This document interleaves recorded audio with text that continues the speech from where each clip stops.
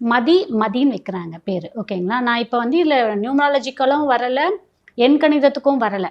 நான் ஜென்ரலாக சந்திரனை ரிலேட்டடாக தான் சொல்கிறேன். மதின்னு வைக்கும்போது அந்த மதின்றது அந்த பொண்ணுக்கு வந்து 8ல் சந்திரன் உட்காந்துருந்தாருன்னா எப்படி கிளாஷ் ஆகும்? மதியே இல்லாமல் இருக்கும். இல்லை 3ல் சந்திரன் இருக்குன்னா அந்த பொண்ணு முயற்சி பண்ணுவா எல்லாத்துக்கும்.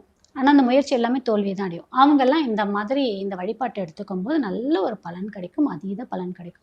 சந்திர தரிசனம் எல்லாருமே தரிசனம் பண்ணுங்க. நான் என் வாழ்க்கையில் இதெல்லாம் நான் ஒவ்வொரு சில பதிவும் நான் வந்து சொல்லிகிட்ருக்கேன் அப்படின்னா, என்னோட கடந்த 12 வருட காலமாக நான் சில வழிபாடு, சில விரத முறைகள்லாம் எடுத்து நான் என் வாழ்க்கையில் இவ்வளோ தூரம் நான் மேலே வந்திருக்கேன்.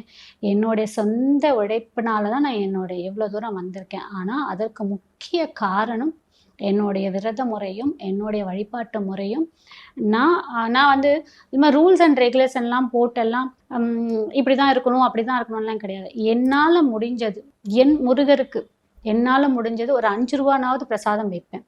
என்னால் முடிஞ்ச விரதம் இருப்பேன். என்னால் முடிஞ்சது பண்ணுவேன். அது ஏற்றுப்பார். ஏன்னா நான் அவர் அவ்வளோ மனசொண்டி நான் செய்யக்கூடியது. சிவபெருமான் அதே மாதிரி. இந்த மாதிரி ரூல்ஸ் அண்ட் ரெகுலேஷன் இதுக்கு அடுத்து இது பண்ணும், இதுக்கு அடுத்து அப்படிலாம் வேண்டாம். நீங்கள் கடவுளை சிம்பிளாக ஆடம்பரம் எல்லாமே பண்ணுங்க, வழிபாடு பண்ணுங்க, அதுக்கான பலன் கிடைக்கும்.